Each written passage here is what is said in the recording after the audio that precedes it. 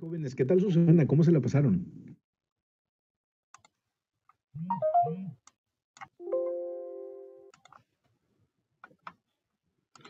Excelente, maestro, excelente.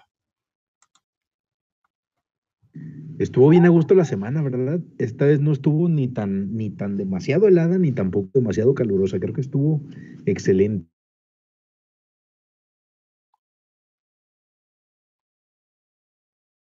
Jóvenes, tengo una pregunta. Eh, ¿Todos pueden acceder a la sección de archivos de aquí del grupo?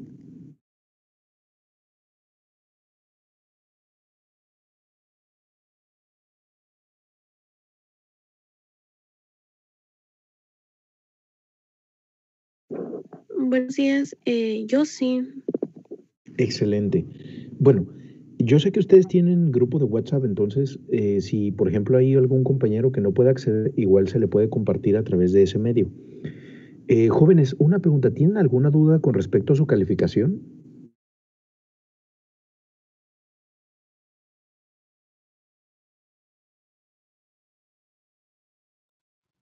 No, por mi parte no, maestro. No, maestro. Excelente. Muy bien, vamos a comenzar entonces con la clase del día de hoy. Este día vamos a llevar una actividad, una dinámica. Va a ser una dinámica de trabajo en equipo. Recuerden que todo objetivo del grupo siempre es convertirse en un equipo. Vamos a decir que tenemos un grupo de 8 personas que inicia como un grupo terapéutico, por ejemplo. El objetivo de ese grupo es que se vuelvan equipo, o sea, que estén trabajando en equipo para superar un objetivo que todos tienen, un objetivo común. El objetivo puede ser la salud mental o puede ser a lo mejor el comunicarse mejor. Otro objetivo podría ser desarrollar habilidades sociales. En general, los objetivos pueden ser muchísimos. Entonces, el día de hoy ustedes van a llevar una dinámica. Les compartí 3 lecturas en el grupo de Teams. Estas 3 lecturas son acerca de las distintas posturas que hay, son perspectivas que hay del grupo, o sea, de cómo se forman los grupos y cuál es como la base de la génesis, de la creación de ese grupo. Entonces, pero los voy a dividir en equipos. Ahorita tengo aquí 3, 6, 9, 12, 13, tengo 14 alumnos. Son 3 temas los que van a trabajar, entonces se van a dividir en grupos serían 2 de 4, no, perdón, 2 de 5 y 1 de 4. Y conforme van llegando los compañeros, se van dividiendo entre los equipos que hay. 2 equipos son de 5 y 1 de 4. O sea, son 14, bueno, son 3 temas. Ustedes eligen cómo se van a acomodar, se los voy a dejar a la democracia del grupo, que elijan entre ustedes.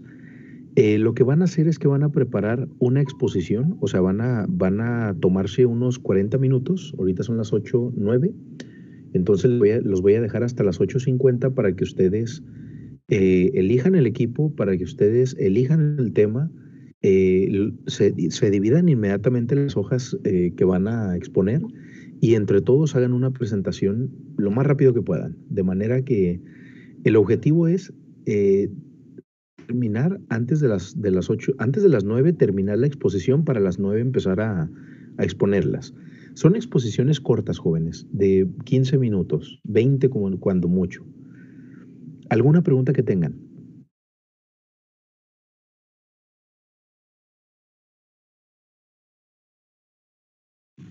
¿Cuántos equipos se van a hacer, profe? ¿3? Sí, son 3. Ahorita de momento son 2 de 5 y 1 de 4. O sea, la idea es repartir a los alumnos entre los temas. Les voy a pedir que cuando ya tengan el equipo, me lo anoten en el chat. Equipo número 1 y eligen su tema de los que están en la sección de archivos del equipo. Y me anotan ahí, equipo 1 son los integrantes y los nombres de los compañeros y después ponen el tema que van a exponer. Adelante, jóvenes. Acuérdense que este es un trabajo de velocidad. O sea, bueno, no tanto de velocidad, sino más bien dicho, es algo que hay que tener listo antes de las 9. Entonces, tienen 50 minutos para terminar todo. Adelante. Profe, ¿dónde dijo que estaban las hojas? Están en el grupo de Teams en la sección de archivos. Igual si alguien me puede ayudar a publicarlo en el WhatsApp del grupo, se los agradecería muchísimo.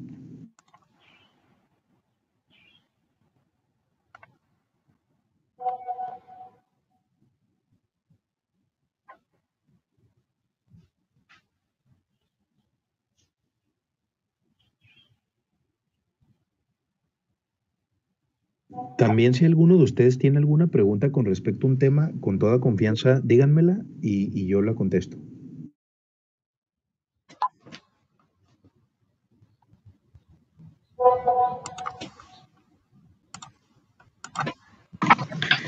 Sí, profe, eso creemos.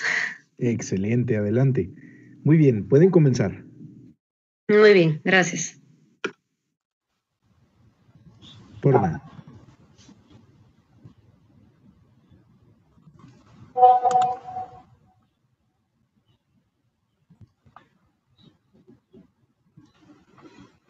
¿Sí se ve, compañeros? Sí, efectivamente se puede ver. Sí, Alex. Ok, perfecto, pues nosotros vamos a comenzar. Nosotros somos pues el equipo número 1 y tomamos el tema de perspectiva intergrupalista. Estamos compuestos o está compuesto el grupo por un servidor, Adrián Alejandro Pérez, por nuestra compañera María Guadalupe Castro, también por nuestra compañera Claudia Samaniego, por nuestra compañera Yadilene López y también por nuestro compañero Luis González. Nosotros vamos a hablar acerca de ese tema que es muy, muy interesante, y algo que tenemos que decir sobre este tema es que el estudio de los grupos fue un tema muy, muy recurrente y muy interesante, muy estudiado en los años 40 y en los años 50, pero durante los años 60 la investigación de esto empezó prácticamente a bajar su fuerza, hubo un declinar de esto, y fue un tipo de forma paulatina. Hay tres conceptos o tres porqués de esto, ¿no? Uno de ellos fue el clima sociopolítico. Este es en primer lugar porque resulta que después, por la causa de las tensiones de la depresión y de la Segunda Guerra Mundial, tuvieron como resultado un creciente interés por los grupos, pero resulta que lo que es el conservadurismo y la tranquilidad de la época provocaron un cambio en el enfoque, abandonando el estudio de grupo por el estudio por el individuo. Entonces fue una de las causas del decline de ello. Después fue por la disponibilidad de fondos de investigación. Resulta que lo que es el asunto militar, ellos daban o ponían parte de su presupuesto para que se estudiaran lo que son los grupos.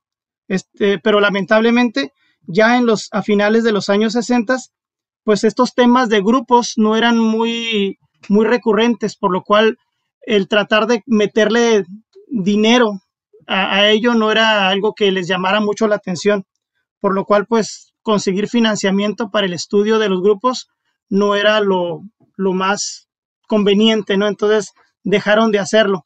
Y la tercera fue por su carácter teórico y metodológico.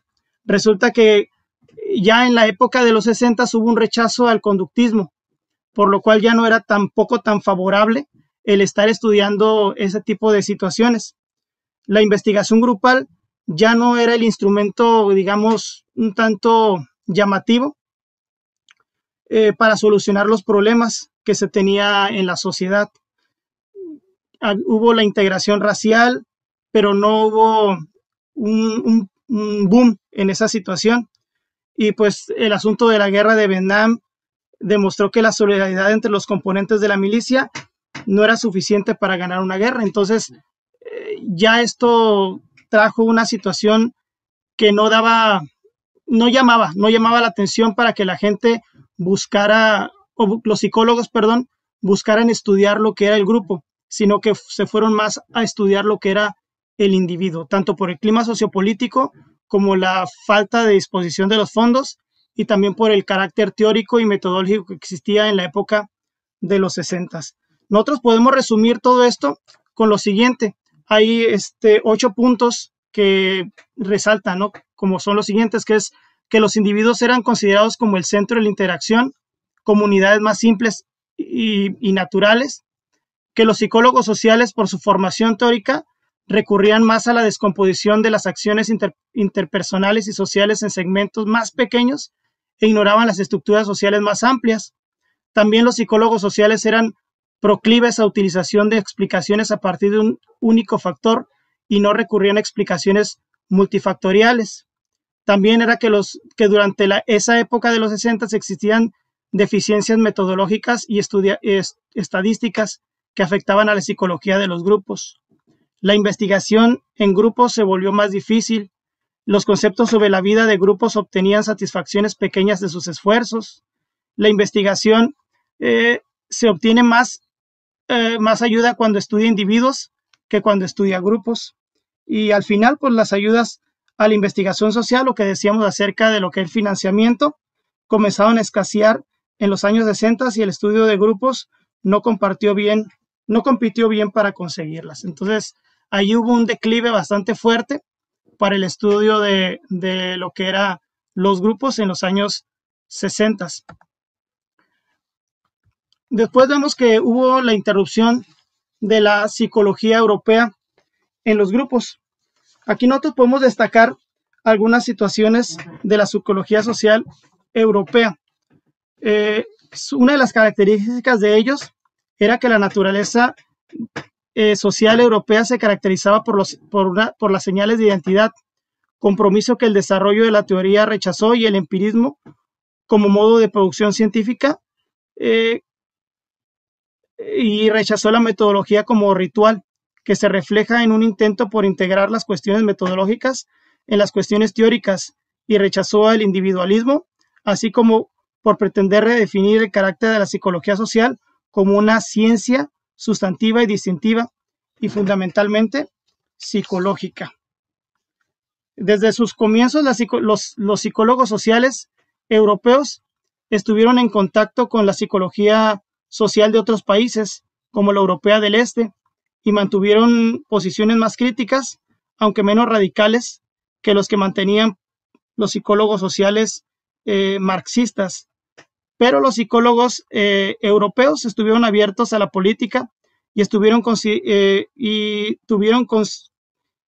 coincidencia con las implicaciones ideológicas de la psicología social, hecho del cual se propició la disciplina que no puede desligarse, ¿no? Entonces, eso es lo que podemos nosotros decir así de una forma muy breve de lo que fue la psicología europea en los grupos. Dejo el lugar ahora a mi compañera Sophie para que continúe con la escuela de Bristol. Hola, muy buenos días, profe y compañeros. Bueno, vamos a empezar con lo que es la escuela de Bristol. Es uno de los polos de desarrollo de la psicología europea, de los primeros giros en entorno a la teoría de la categorización, identidad y comparación social de Trakfel.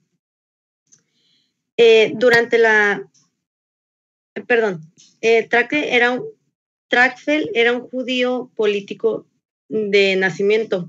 Vivió en un contexto histórico que marcó su vida de manera determinante, ya que en la Segunda Guerra Mundial fue hecho prisionero por los nazis en un campo de concentración en Francia.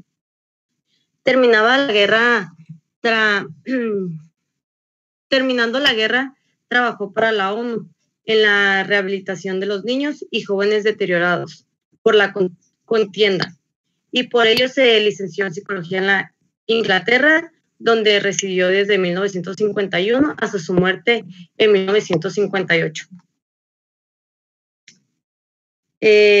Desde los finales de los 70, durante la primera mitad de los 80, Turner y sus estudiantes se centraron en los procesos de categorización. Esas ideas se formalizaron como teoría de la autocategorización. Después vamos a hablar sobre dos teorías. La primera es la teoría de la identificación social.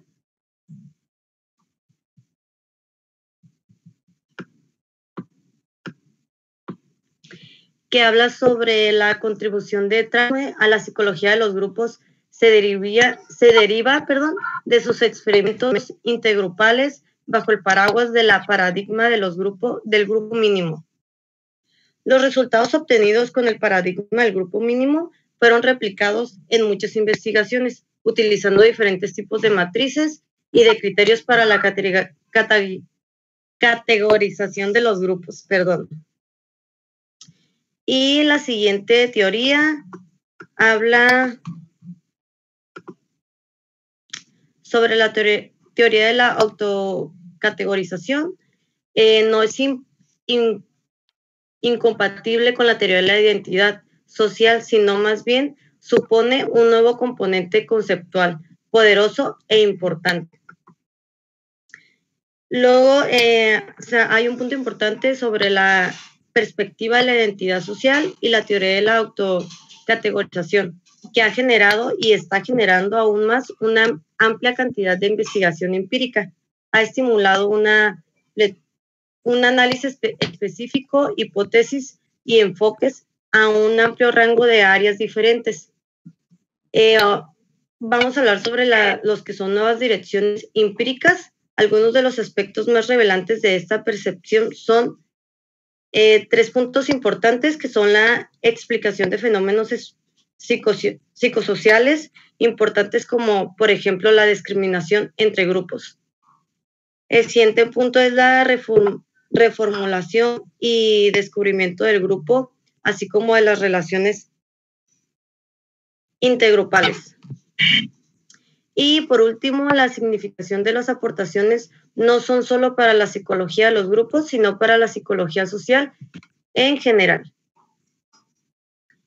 Y ahora continuamos, creo que con mi compañera Yadilene, no sé si estoy en lo correcto. Así es, la escuela francesa. En la escuela francesa reina la psicología social, la cual llegó de la mano de Moscovici. Desde su sólida formación sociológica, Moscovici defiende repetidamente la especificidad de la ciencia social como ciencia dedicada al estudio del conflicto entre el individuo y la sociedad. Moscovici decía que ninguna otra ciencia aborda este problema como es la psicología social, ya que lo aborda de una forma tan directa y siente una atracción tan profunda por este conflicto. Y otras ciencias lo han intentado, como fue o bien se han aproximado, como ocurrió con el psicoanálisis. Moscovici resalta las características más distintivas de la psicología social europea, los cuales son distanciamiento del individuo, el rechazo de las implicaciones más positivistas en la teorización de las ciencias humanas, la apertura hacia el estudio de los factores, procesos ideológicos y la rehabilitación de la elaboración teórica. Un dato interesante es que Moscovici alzó la voz en la década de los 60 en Francia, cuando el mundo entero en el conductismo radicalizaba la orientación individualista del objeto de la psicología social. Moscovici se muestra crítico y empírica y teóricamente establece puntos de conexión con temas con la representación social. Estos temas fueron la comunicación, los grupos significativos, la influencia minoritaria y la polarización de las decisiones colectivas. Él da importancia a las decisiones colectivas. Fue su principal punto en el que defendió la psicología social europea.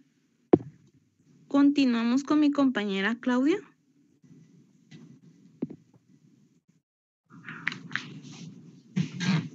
Luis. Exacto. Pues muchas gracias. Con las...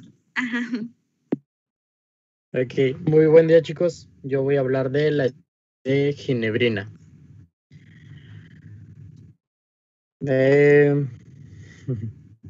Esta escuela el concepto de esta escuela fue utilizado por primera vez por UNE, en donde integra la perspectiva de autores como Deuys y Munch. Estos autores, recibiendo la influencia de Moscovici, no sé cómo se pronuncia, en temas como influencia monetaria, conflicto, y de Tafel en temas como categorización y relaciones intergrupo. De aquí radica su aportación de estos, por así decirlo, de donde toman influencia ellos. Dois aporta la articulación de diferentes niveles para la explicación social. Esta articulación permite ver conexiones que antes quedaban ocultas. En el primer nivel se utilizan las teorías psicoanalíticas aplicadas a los grupos y las teorías sociocognitivas norteamericanas para explicar el comportamiento de los grupos a partir del nivel intraindividual. Para el nivel segundo, que sería el interindividual, se pretende explicar el comportamiento de los grupos pequeños. Para el tercer nivel, que sería el posicional, se introduce la perspectiva intergrupal en el análisis de los grupos, ya que los sujetos pueden pertenecer a grupos y estos a su vez mantienen distintas o desiguales relaciones entre sí, ya que ocupan diferentes posiciones en el ámbito social. Esta propia dinámica determina la estructura interna de los grupos, ya por la influencia que tienen en los diferentes escalas social que tienen. Y esto también influye en la identidad social de sus miembros. Y en el último nivel, que sería el ideológico, se ubican las explicaciones que recurren al nivel ideológico, las creencias colectivas, valores colectivos y esto pues genera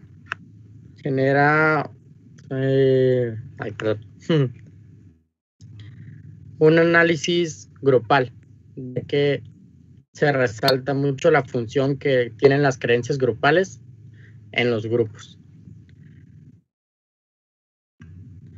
Dois también se ocupa de las relaciones de intergrupo como proceso de la diferenciación categorial. Esta puede darse en niveles interrelacionados de representación, evolutivo y comportamental. También analiza la relación entre los sujetos que pertenecen a grupos distintos y comparten pertenencias con otros grupos, encontrando que hay categorizaciones cruzadas y en esto los efectos de proceso categorial se reducen y disminuye mucho la diferenciación.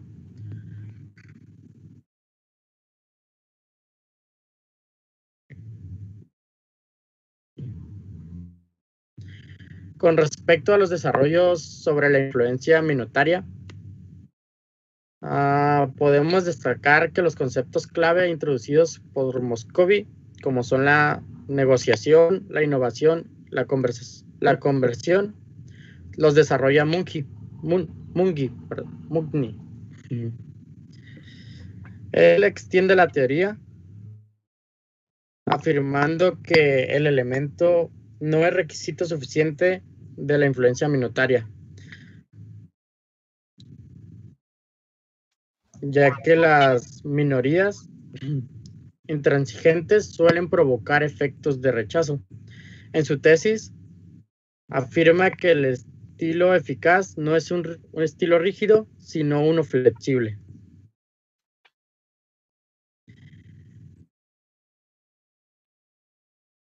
Otros aspectos a destacar es el diferencial encontrado en la tradición norteamericana y la europea, ya que en Estados Unidos se había encontrado que la minoría era mucho más influyente que la exogrupal. La minoría endogrupal es más influyente que la exogrupal. Por el contrario, en Europa, que es lo inverso. O, de no ser lo inverso, no se encuentra ninguna diferencia.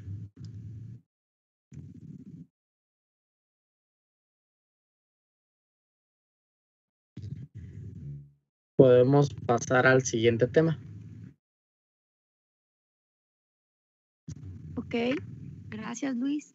Pues a mí me tocó hablar del grupo como identidad y como señalan los autores que se adhieren principalmente a la teoría de la identidad social, del yo y el hecho de formar parte de un grupo, suponen que los miembros se perciben como un grupo y es esta característica la que realmente define a un grupo como resultado de su pertenencia.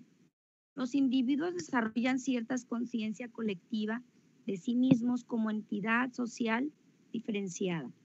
Tienden a percibirse y a definirse como un grupo, a compartir una identidad común. Aunque esta perspectiva ha sido defendida principalmente desde la teoría de identidad social de Tagfeld y Turner y colaboradores. Cabe hacer, no obstante, algunas matizaciones en las definiciones que se encuadran en esta perspectiva. Por una parte, nos encontramos con definiciones que añaden a la necesidad de que los miembros perciban la existencia del grupo, el requisito de que exista real o potencialmente una acción unitaria hacia, según Smith, en 1945.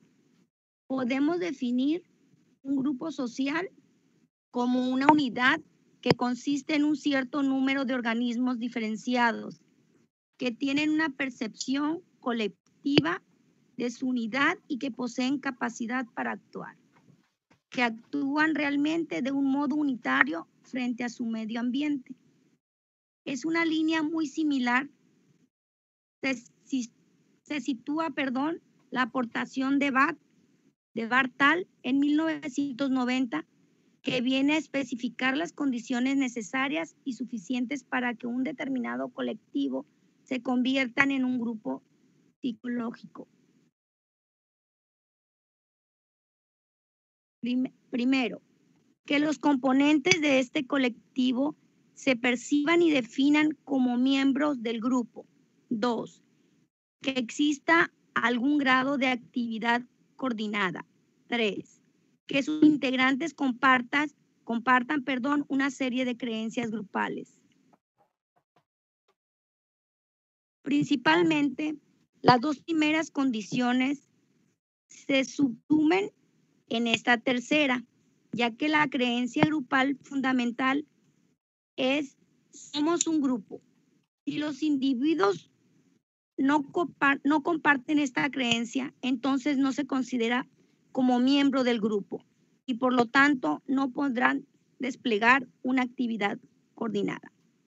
Para Bartal, las creencias grupales son definidas como convicciones que los miembros de un grupo son conscientes de compartir. La otra, a la que consideran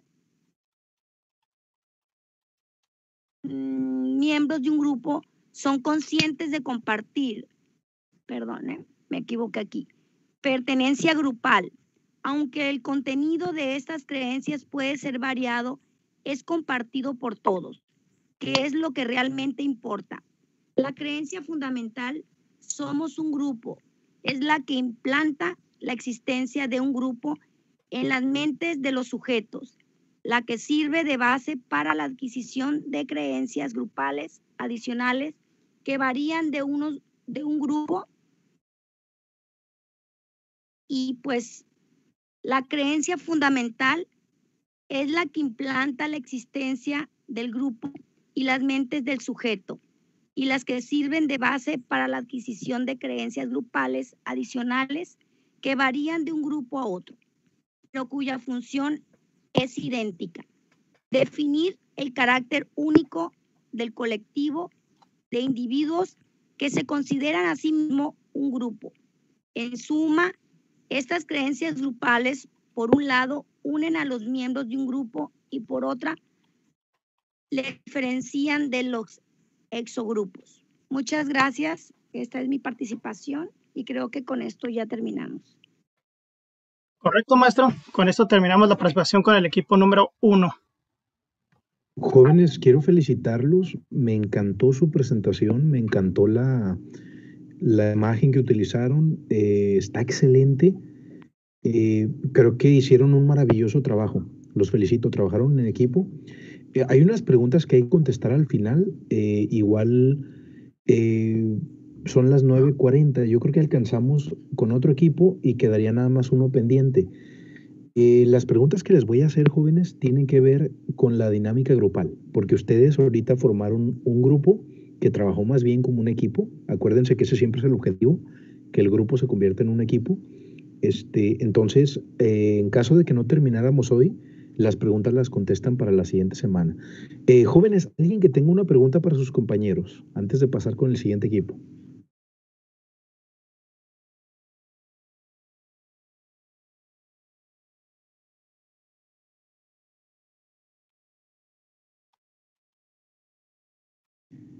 Bueno, me parece que no hay preguntas. Hicieron muy buen trabajo los compañeros. Muy bien, muchísimas gracias. Excelente trabajo. Vamos con el siguiente equipo. Muy bien. Vamos con el siguiente equipo. Adelante, jóvenes.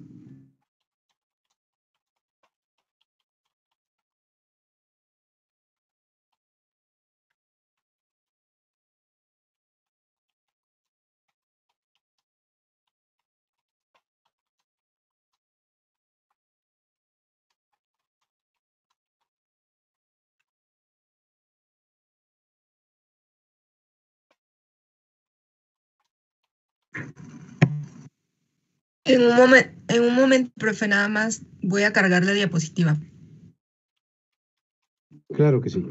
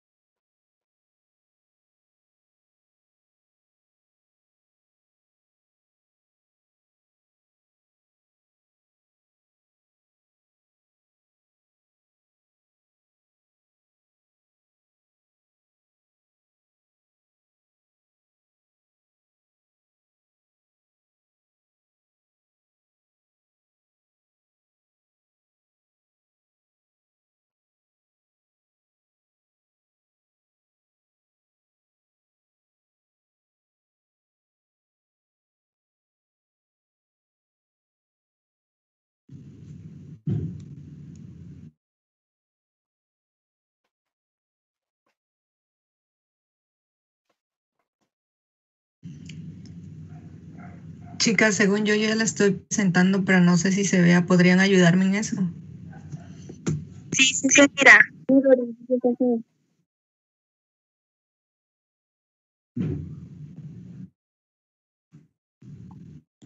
Ok, ok, buenos días compañeros. A continuación, nosotros les vamos a hablar de la perspectiva interaccionista y su evolución. Mi compañera Ariana es la que va a dar la introducción y su tema principal. Gracias.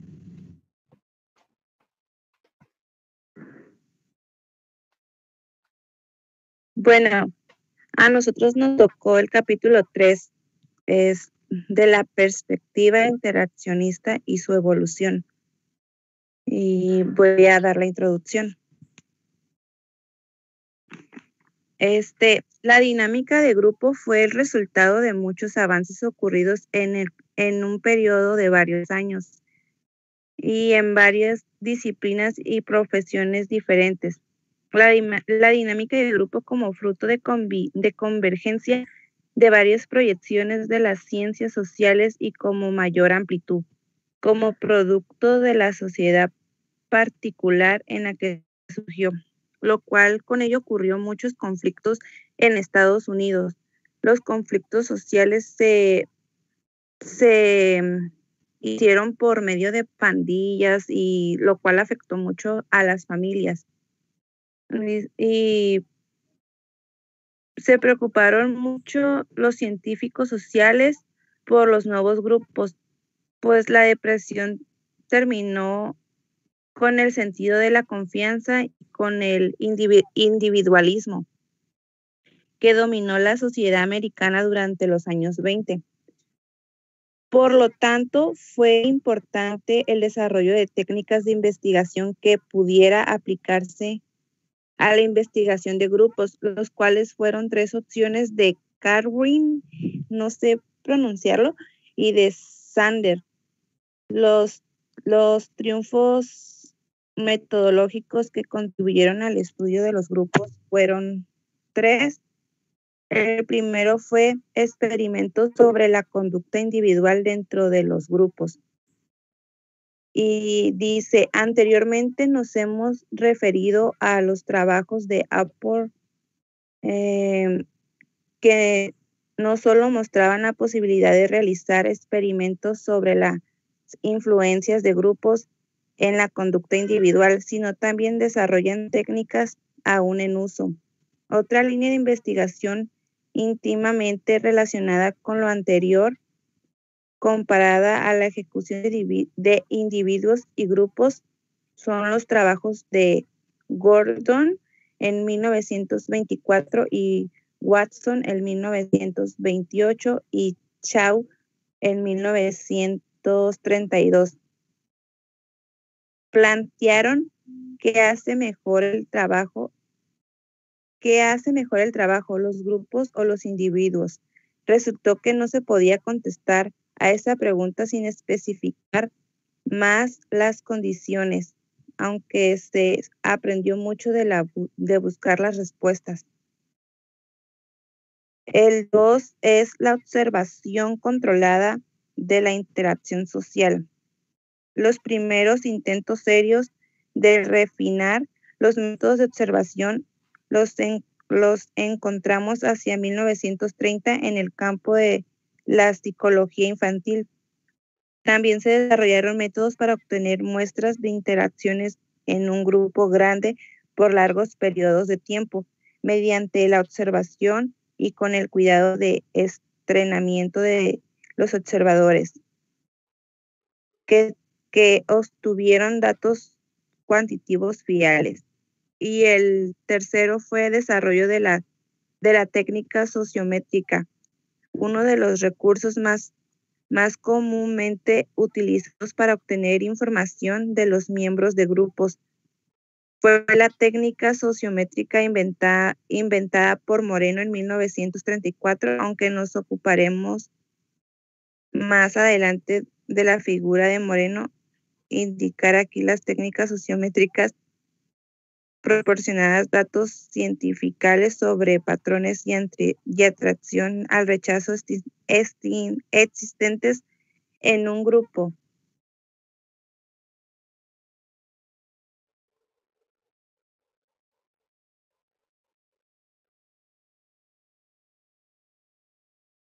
y continuamos con la siguiente diapositiva.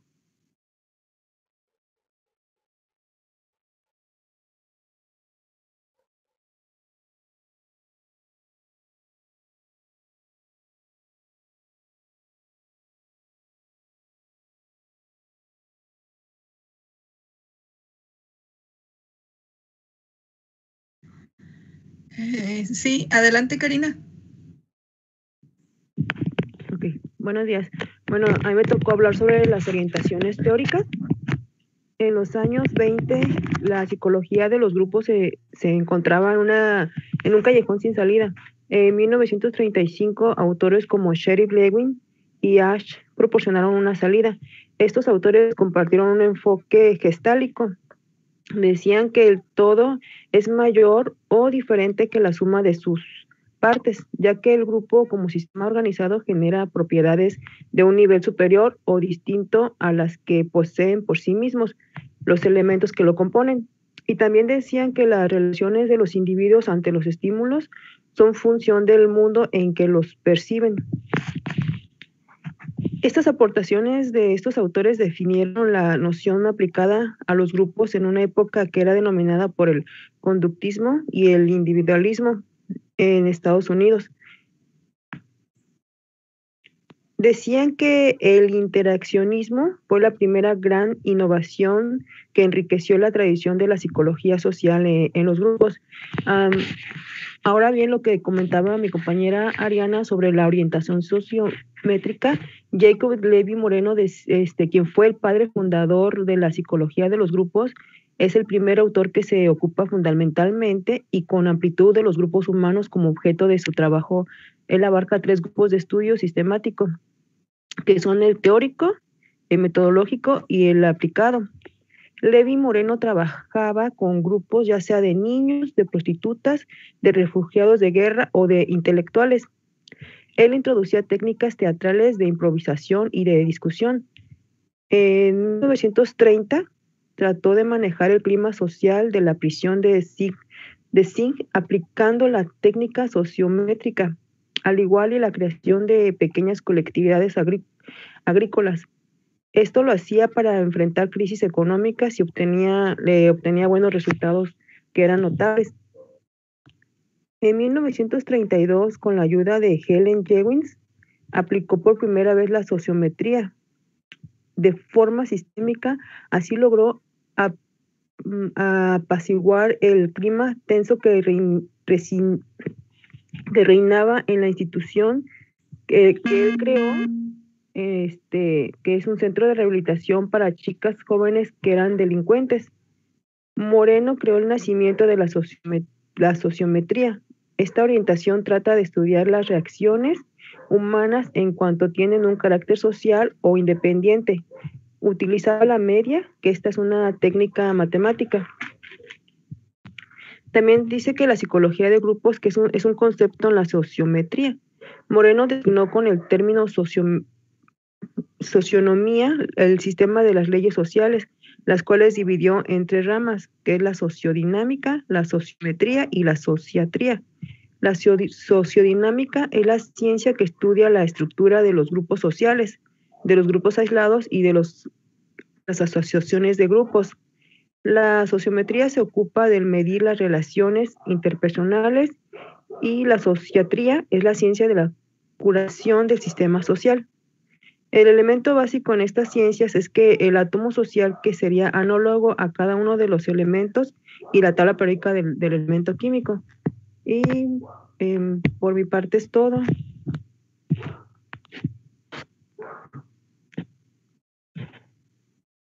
¿Quién sigue? Doris. Sí, buenos días. Gracias, Carla. Bueno, el siguiente tema, que es el tema que vamos a explicar, es la orientación de la teoría del campo de Kurt Lewin. Es un principal precursor de la perspectiva interaccionista. ¿Sí le puedes cambiar, por favor? Gracias.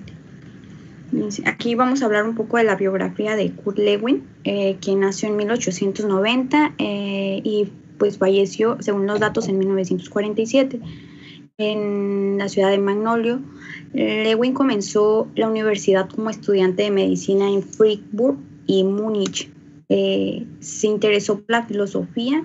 Uno de sus primeros trabajos fue la descripción fenomenológica de cómo el mundo miraba a un soldado combatiente basado en su propia experiencia de la propia guerra mundial. Dentro de otras tareas también realizó su tesis, La psicología del comportamiento y de las emociones. Lewin sostenía que el trabajo era importante porque daba significado a la vida, pero tenía que merecer la pena. Por ello se tenía que tomar en cuenta las necesidades psicológicas y también fue profesor en el Instituto de Psicología de Berlín.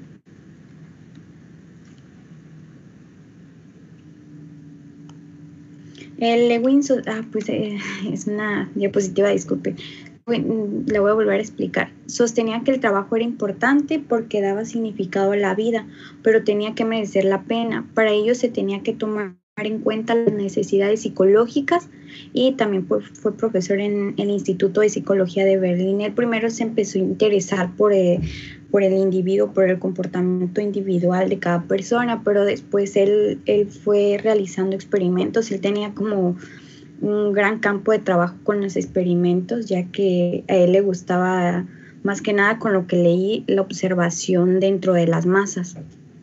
Siguiente, por favor.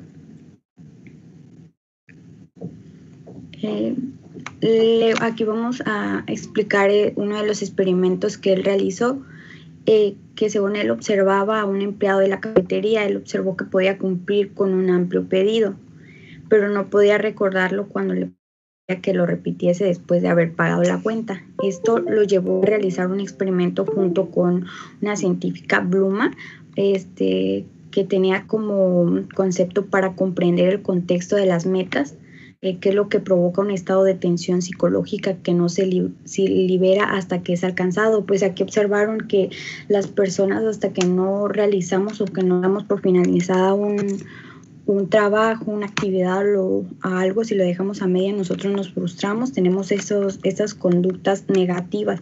Y pues ahí entendieron el comportamiento, que el ser humano se sentía tan satisfecho al terminar una actividad. Siguiente, por favor.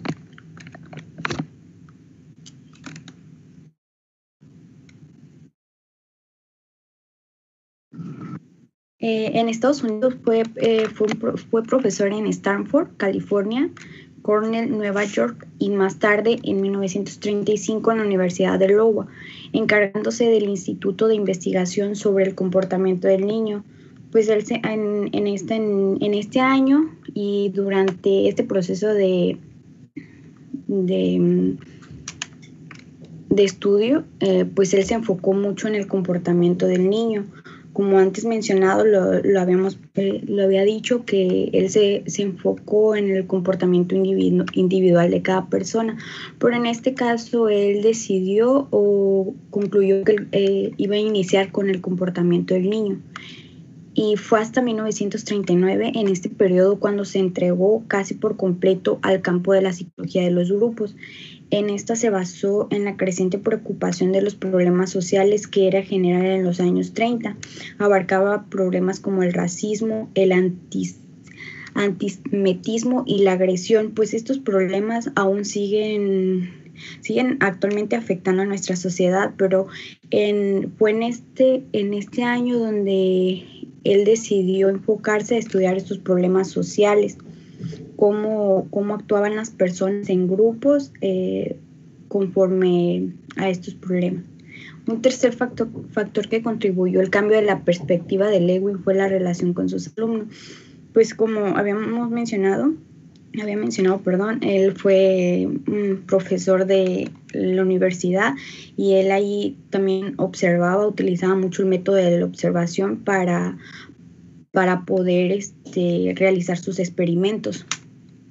Y él, no agregué otro tema, pero también el pensamiento de Lewin se se sustentaron en los principios de la Gestalt.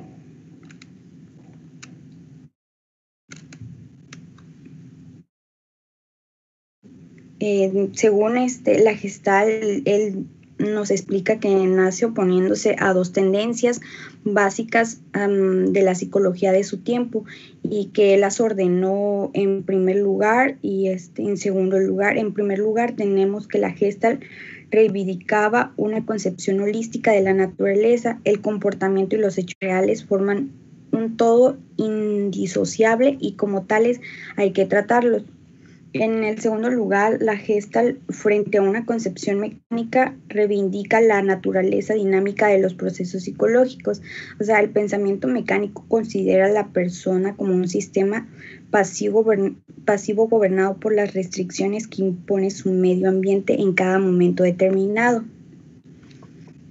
Y también otro de los subtemas es de la dinámica de la personalidad a la dinámica grupal.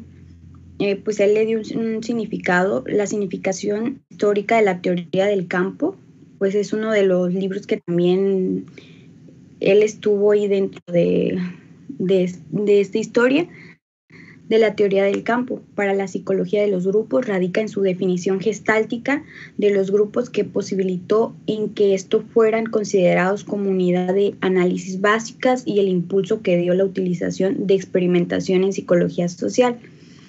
Y pues él nos dice, Lewin remarca una frase que la llamó, la importancia que el grupo tiene para Lewin queda suficiente demostrada en esta afirmación suya, que él definió el grupo que es lo único en que una persona se sustenta. Eso es lo que concibe como grupo a partir de la interdependencia de sus miembros.